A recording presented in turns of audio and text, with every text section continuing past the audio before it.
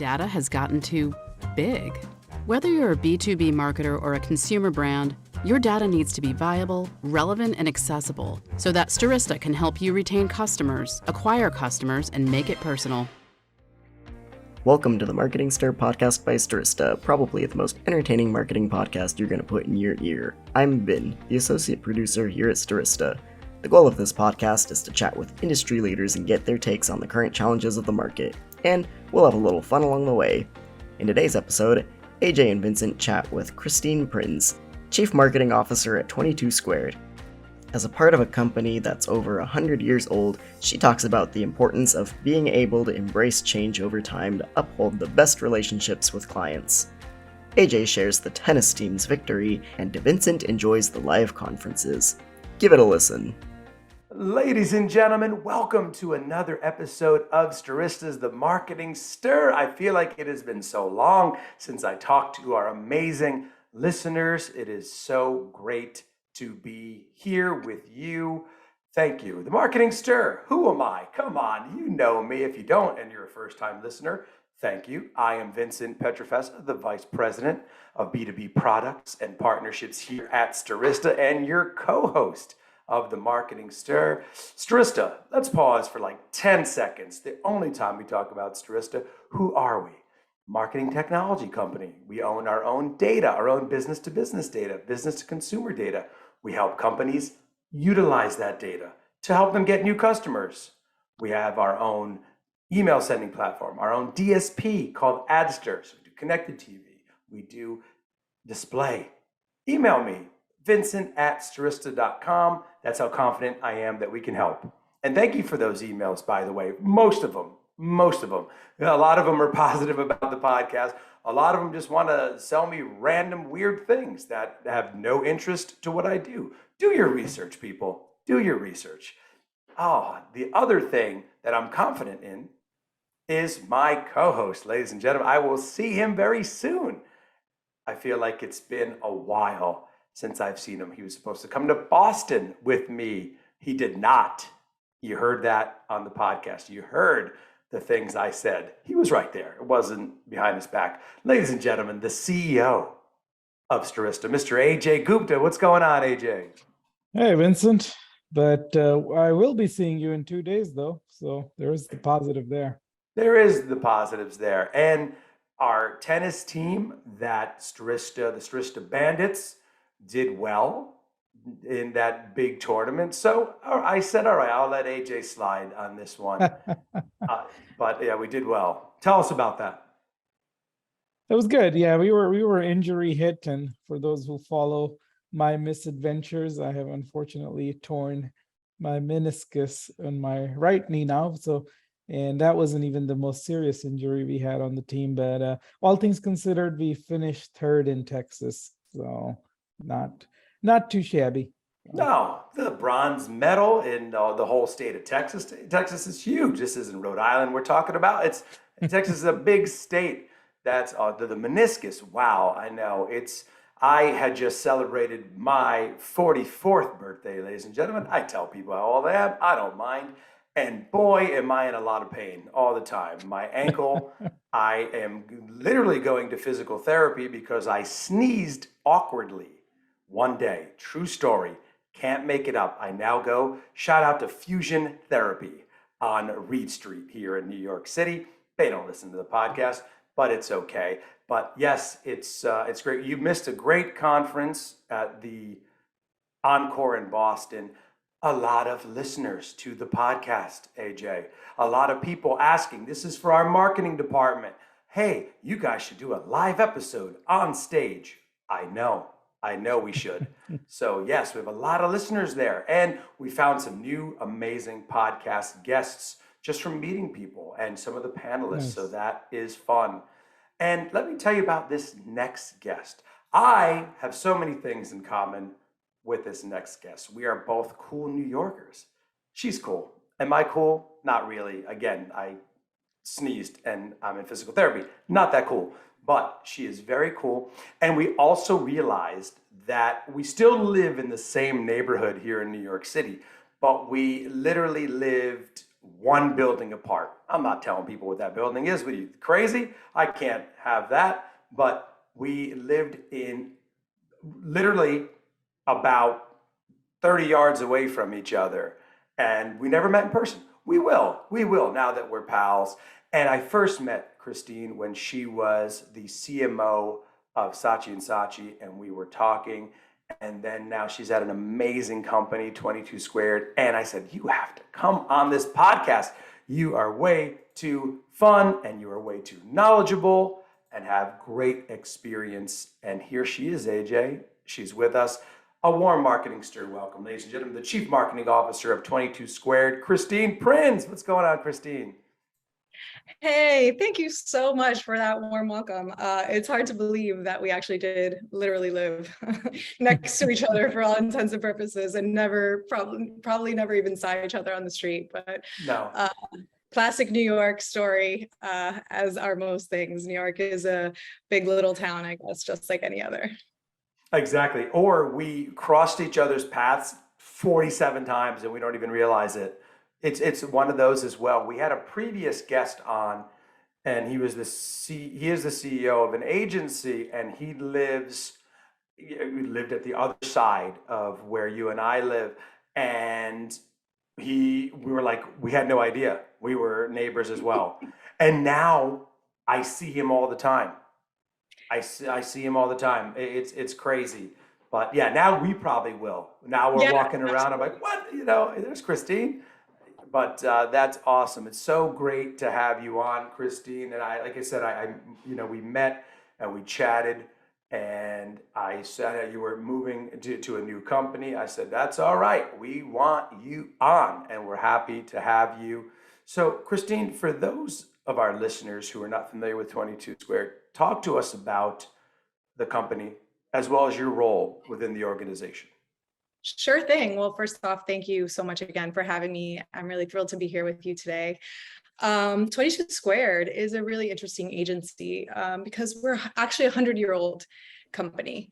And so if you think about it in the context of agencies, we're older than some of the more storied and, larger agency now that you hear, around the way. And one of the things that's really unique about 22 Squared is that we are 100% independent.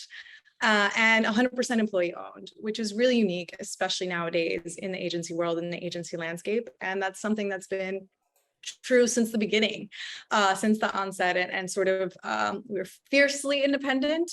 Anyone you speak to in the organization will tell you they're not interested in selling the agency ever. And so maintaining that legacy of independence and really, supporting sort of that spirit, that fearlessness is what the agency is all about. Our mission is to make our brands and our clients impossible to ignore. And that's the bar that we set for everything that we do, which is really exciting and a very sort of different take and a different perspective on the industry as a whole.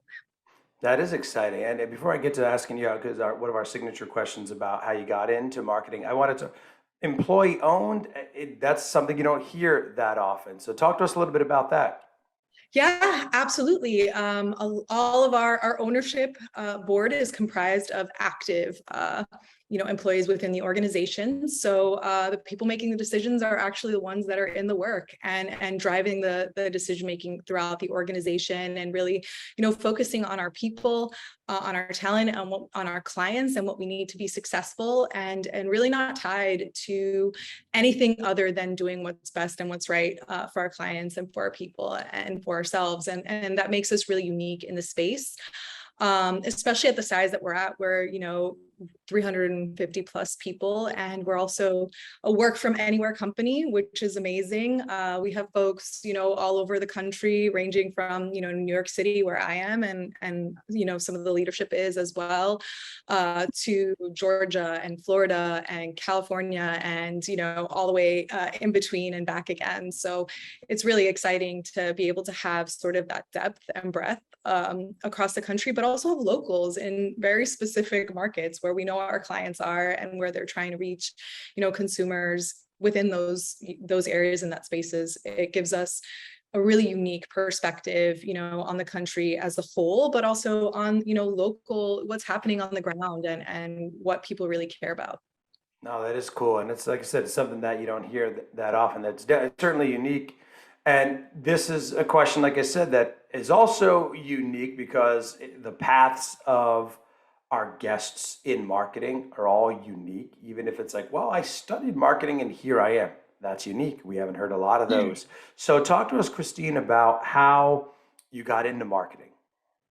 Yeah, I actually did study marketing, but I took a little bit of a left turn. I knew I wanted to sort of eventually, be in marketing and advertising in particular at a certain point. I wasn't sure. I didn't have, sort of a laid out plan and a pathway to get there. I just knew I wanted to get to New York, and so that was my first priority.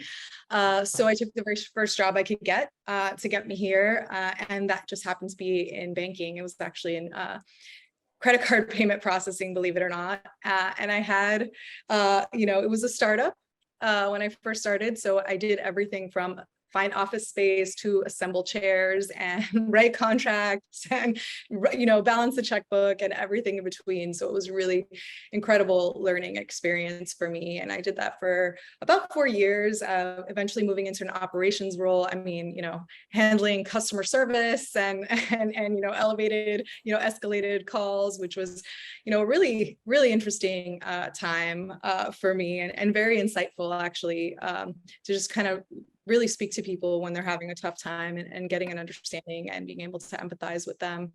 And then the company kind of grew. Luckily, we grew quite a lot over the 4-year span that I was with them, and they got bought.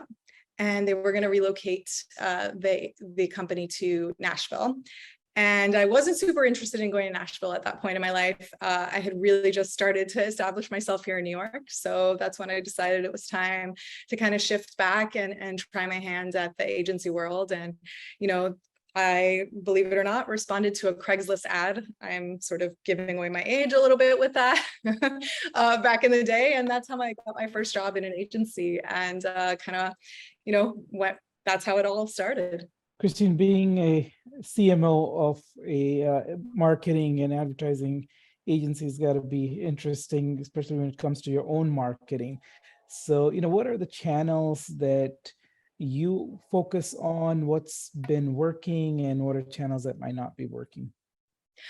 Yeah, I think that as a whole, agencies are really amazing at giving their clients the best possible advice and focusing on their clients. And we're not necessarily always the best at taking our own advice and heeding our own words. And so, that's where my role kind of really comes into play, and just thinking about how we represent ourselves, how we speak to and about ourselves and in the industry and beyond, and to our clients.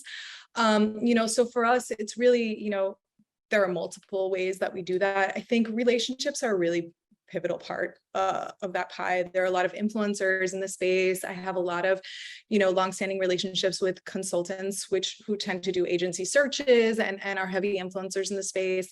But I think the basics, right? Like getting your website in order and making sure that people know how to navigate and find what it is that you do, and really representing yourself in that way.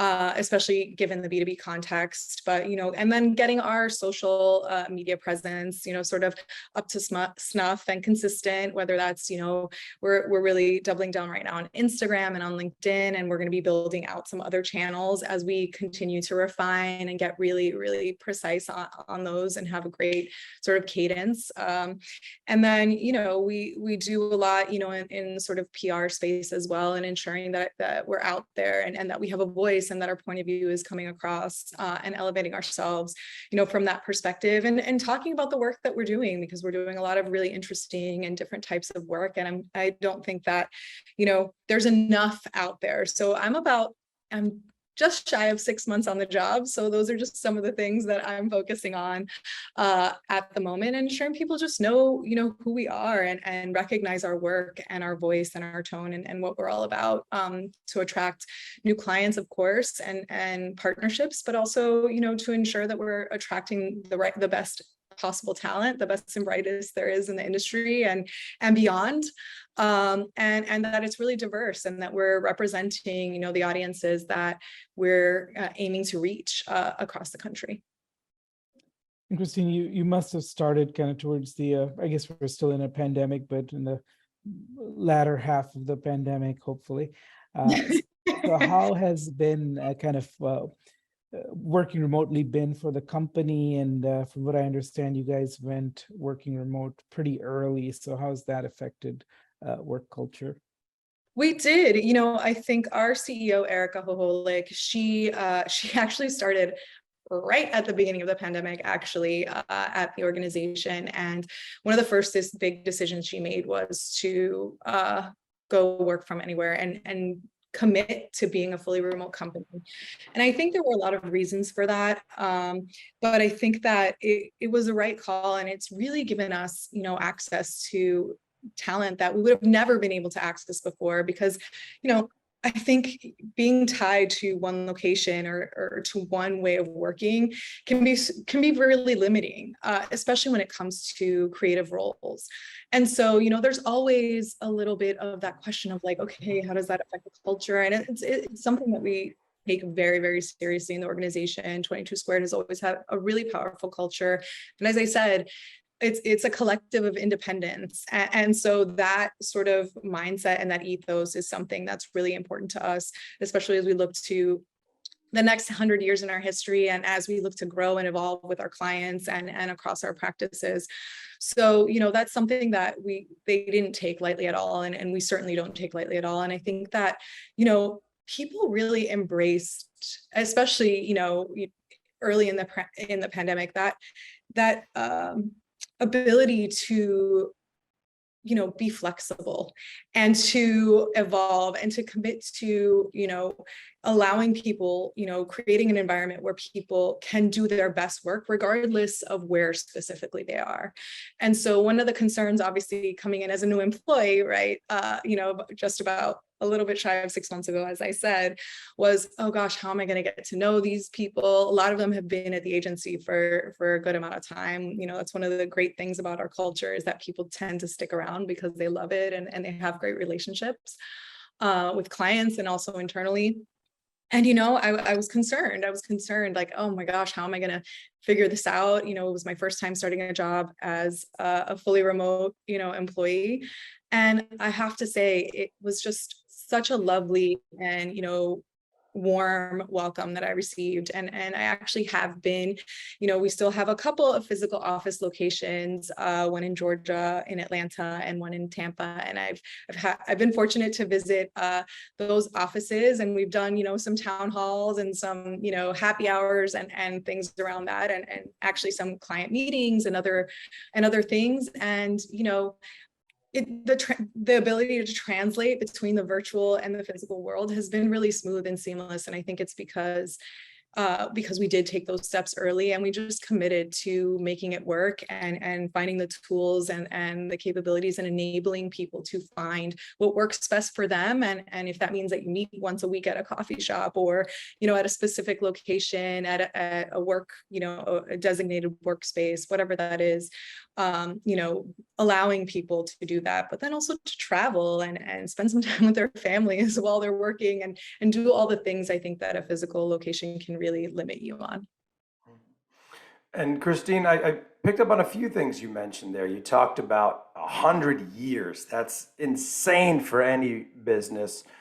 As far as the agency goes, how does 22 Squared continue to stay relevant the next 100 years? And what do you think makes you stand out against your competitors? Because you mentioned independent. A lot of these other, agencies, they're under a huge umbrella to support that. Talk to me about that.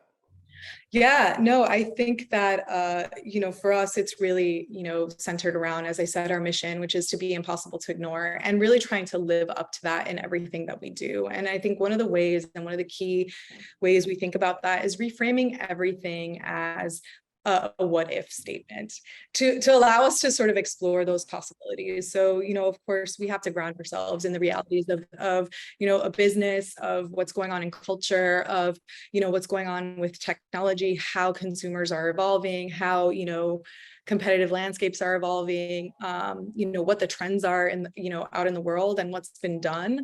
but really, our whole, the way we brief our teams and ourselves internally is really about, okay, here's all of the things, all of the richness, all of the data and analytics that we need. But that is centered around what is actually in existence. And our job, as we see it, is to push past that and think about what are the possibilities? How far could we go? How far could we stretch it?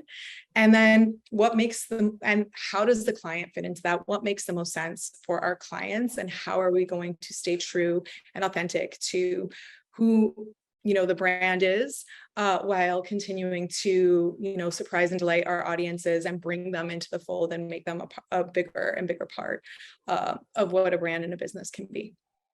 And because you've been around for 100 years, you must have had customers and continue to have customers and clients for decades.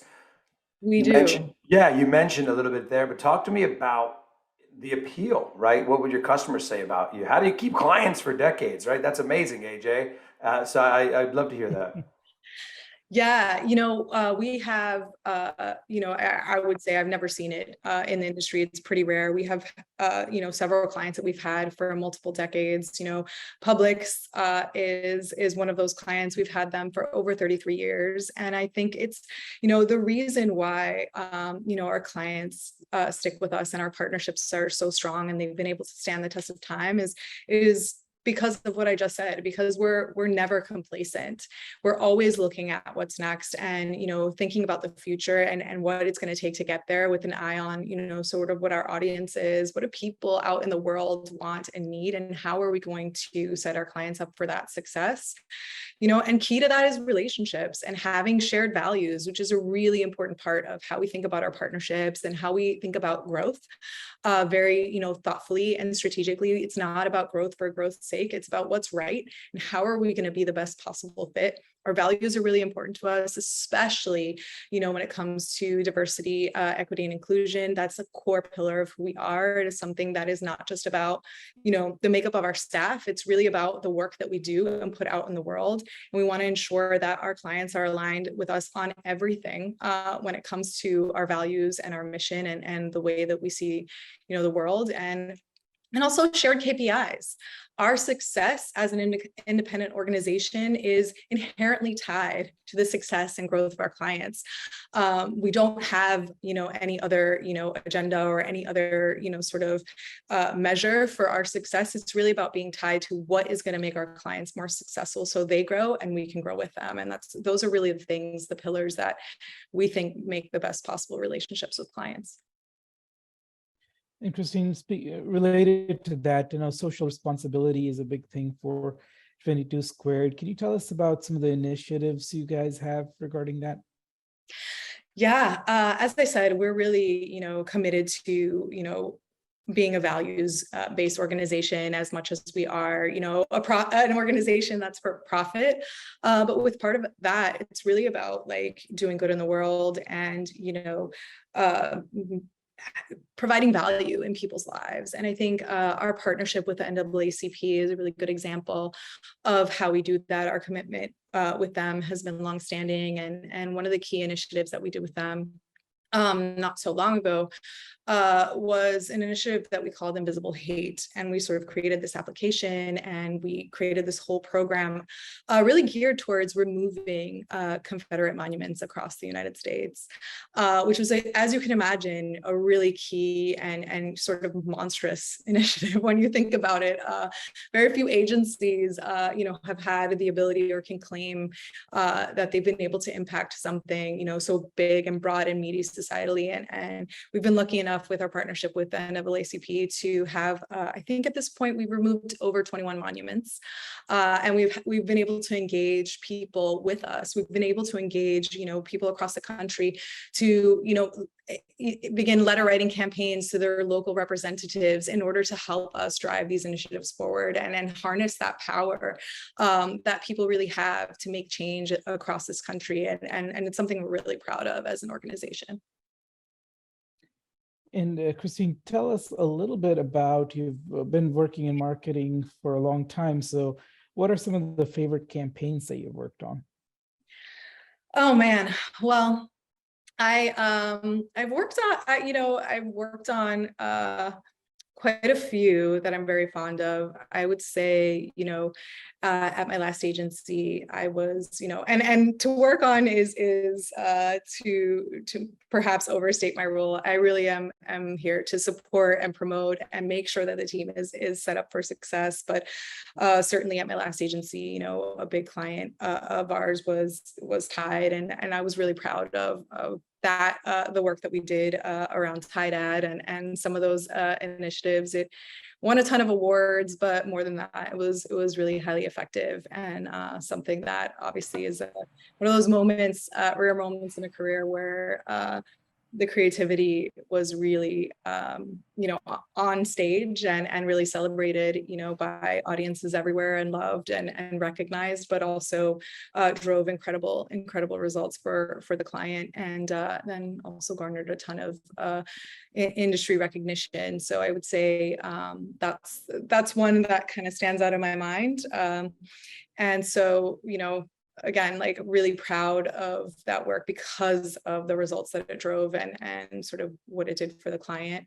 From, what we're working on at 22, I would say, the work for the NAACP was before my time, but certainly something that I'm just really proud to be in an organization that represents that kind of commitment to social responsibility and to driving change, cultural change in this country. I think, we've been through quite a lot, all of us, over the last few years, and it just seems like every day there's something else. And so whenever we can commit to really driving change and tangible change in the world, that's something that, I'm always going to be proud of. And I'm so thankful that 22 Squared is such a, powerful voice, not just in the industry, but in culture, and really able to move the needle there. Christine, talk to me about something that has been different about the way you approach marketing that you think sets you apart or has been a game changer for you? Yeah, I would say, I don't know if it's a game changer or not, but my focus is really on, building relationships and being really thoughtful and strategic and about growth and about marketing as a whole, and having that sort of empathy and that lens of being on the other side of the table. And that's something that I really focus on in my role, sort of driving growth for the agency, is really putting myself in a client's shoes, in a client's perspective. When clients are running, agency searches and doing big reviews, quite often their jobs are on the line. They have a new boss, or their organization is evolving, or they had, a negative experience with another partner. And, there's a lot of emotion tied up in all of those things. And it's not always, what you get briefed on that's on the page. It's really about thinking about the context and looking at that. And that's something that, I really, spend some time thinking about and focusing on, and putting that lens on, the way that we show up and how we represent our work and our thinking for the clients, is really just putting their shoes on for a little bit and thinking about, the bigger picture and from their eyes. And this is, sort of similar question, but it's something that our listeners have been writing in about. You put your email address out there, Christine, people will respond. And it's Yes, like I said, there's some good response here. So this is a new question that may become a staple question, but it's your smartest productivity hack. That's people are like, hey, ask all these amazing guests what their secret is. So we would love to hear yours. I don't know how smart it is, but I think the best thing that I've done for myself when I really feel stuck, or when I kind of feel like I'm not quite nailing it, is really stepping away and doing something that is completely unrelated to what I'm focusing on. For me, that's been, whether that's going for a walk around the block, or, I hate to say it's very cliched, but I think my best thoughts come to me in the shower, believe it or not. That's when I feel like all the thinking gets unlocked for me, is when I'm completely sensory deprived and the only thing I'm supposed to be doing is washing my hair. I think stepping away and just like giving myself perspective, or looking at, something that's completely unrelated, usually tends to somehow make my synapses fire in a different way and unlock, ideas and solutions for me in a way that, sometimes, trying to overly focus, or, spend too much time in thought or in conversation, doesn't get there. So, I don't know how smart that is, but I think sometimes giving yourself a break and having, some grace and giving yourself a little bit of distance can help a lot. Yeah, no, I agree. And I think, AJ, since I think the first time we've asked that question, I was like, well, as Christine's talking, I'm like, well, what's mine? What's yours, AJ? What do you think your smartest productivity hack would be? You're a Well, CEO. So you got, yeah. I think I have undiagnosed ADHD, so I put everything on my calendar. So if it's not on the calendar, I'll miss my flight if I don't have it on my calendar. So. Yeah, well, no, I think mine, I don't know if it's kind of along the line, like what Christine, you were saying, is stepping back. I always feel it's not a productivity hack per se, but I always feel like my best ideas come like right before the thing I'm supposed to do. If I'm supposed to be, I don't know, on a stage at a conference, if I'm supposed to have something done, if it's a deck, I feel like within that hour before, that's when my ideas, I feel like that pressure, and that is what helps me. I don't know if it's so. I guess I don't know if So it's procrastination. Yeah, it's like so. So don't take what I just said and listen to it, listeners. Just wait as long as you have to, and maybe you'll get some. No, but I don't know if it's a hack, but it's that's the way I kind of focus on things. By, I guess, not focusing is the answer. Sorry, go ahead, AJ. So one of our staple questions is around LinkedIn, and I'm sure you get a lot of junk messages on your LinkedIn account. So what's kind of one that really annoys you, and what's one that gets through that you'll actually respond? I gotta say, I don't respond much. I think, and this is going to be, I'm sure others have said this, but, getting my name wrong, or writing to me about something that's completely unrelated to what I do, or,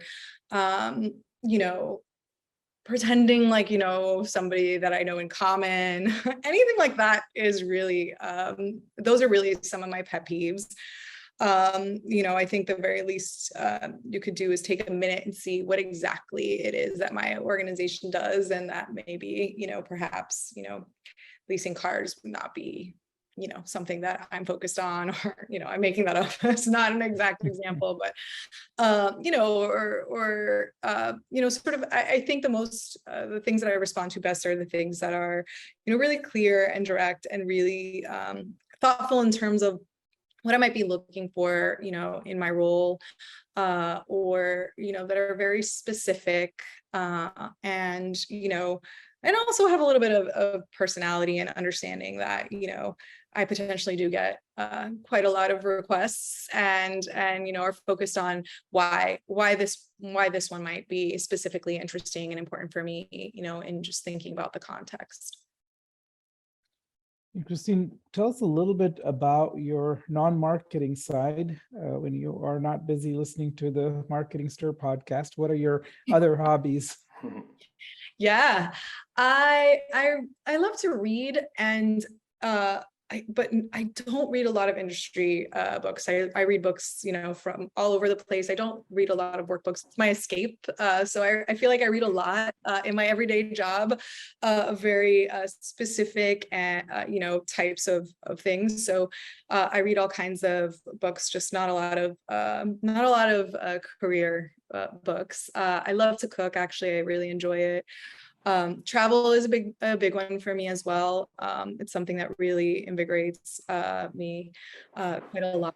And spending time with friends. I'm a really simple, I'm at my happiest on a beach, sort of really like simple, having a nice day in the sun and relaxing with friends and family around. Those are the things that really keep me, grounded and connected and just really relaxed and unplugged, so that when I am, in my work environment, wherever that may be, in that headspace, I can really focus on that. And when I'm not in it, I can really, spend some time with my husband, with my family, with my friends. Those relationships are really the ones that invigorate me. And travel is the best, is the best education that there is. And what I gathered from that LinkedIn question from you, Christine, is you're like, well, I don't respond to much. I'm like, she's a New Yorker. She's definitely a New Yorker now. It's I don't know where you were from before, but you're definitely a New Yorker now from Yes. that. Absolutely. I've it'll be 19 years very soon that I've been in New York. So I'm a Miami native, born and raised in Miami, but I've been in New York quite a long time at this point. You don't get usually that opposite. Well, I'm in this beautiful climate called Miami, and boy, do I love January in Manhattan. But no, that's. I didn't say that. I did not say that. Yeah, you didn't say that. Well, you say, oh, well, I still go to Miami 3 months a year. But no, that's awesome. So, that's the LinkedIn pet peeve. Let's talk about marketing pet peeves. And I want to share with one that just happened to me today. So AJ and Christine, I just mentioned that I was at a conference. I was in a conference in Boston. And now, of course, you meet a lot of people. You go by their booths. Follow up from a booth is very important. Here's my marketing pet peeve. This just happened to me. I got 2 emails back to back from the same company. One of them said, "Hi, Bob," and then underneath it said, "Hi, Vincent," and then everything was in different fonts. Now, you got my name once, right? And then, "Hi, Bob." I'm not a Bob. If you're watching me, I don't look like a Bob. I look like a Vincent or a Vinny, right? Come on, do your research. And then they sent the right one, "Hi, Vincent," but still everything is different fonts. You copy it and paste in. Was my interaction with you at that booth cookie cutter? No, I like to think that I have some personality. Say something, like you said. Hey, I remember each day I had a brightly colored jacket on because that's me, in a pocket square. Make a comment about that. Shout out to Custom Men. I'm picking up my 2 new jackets very soon, AJ. But anyway, that's my marketing pet peeve. Come on, this wasn't a 25,000 person conference. Do your research, right? Sorry. Your marketing pet peeve, Christine. Yes. Personal pet, and then also personal pet peeves. We get to that too. Oh my. Well, we get to know you on a personal level here at the Marketing Stir. How much time have you got? No, I'm just kidding. About my pet peeves. Is that more the personal ones or the marketing ones? Hey, I mean, again, it runs the gamut. It runs the gamut. No, I say, jargon is definitely a big pet peeve of mine, and it's tied to my other one, which is complexity. I think that, the best ideas, the best, communicators, the best, approaches are inherently simple, digestible, understandable, and they just sort of cut through noise. And so I think, there is a tendency, not just in our industry, right? You see it across the board, all over the place, to use, very specific jargon, and it creates confusion, and it adds, to this other layer of complexity to things, and it can be confusing. And I think that, the brightest minds and the people that I admire the most are the ones who are able to take, things and really break them down and make them very accessible and digestible. And that's something that I always try to aim to do. I think that, a lot of folks hide behind, this air of complexity. And I think that, it's our job as marketers and as humans, right, in general, is to connect and relate. And I think that complexity is really a big barrier to that. No, I love that. And I think, that's, marketing pet peeve. It's like, I also like with B2B marketing, it doesn't have to be so complex. It's also still people making those decisions at the end of the day. So yeah, no, I love that. Now, personal pet peeves, any of those that you have that, We'll short it down to like one or two. If not, no, I'm kidding. I guess, I think like most things, right? It says more about me than about anything. I think, I really like things to be, I like to be punctual. That's something that's really important to me, especially especially in a professional context. I think that's really important. So I think that's one of the things that can be difficult to grapple with, especially in a professional setting. I think being sort of not having a point of view is a little bit of a pet peeve of mine, when people are sort of like wishy-washy and they don't have a perspective on things.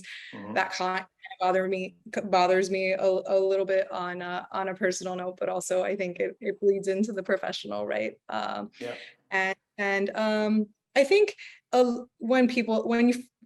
lack of authenticity is another big one for me. I think authenticity is a thing that is most important to me when I meet people, even if it's for the first time. It's like, just getting, feeling like you're getting the real deal from them. And it's something I'm striving for in myself, is really just showing up, as myself and representing who I am to the best of my ability, but not being something that I'm not.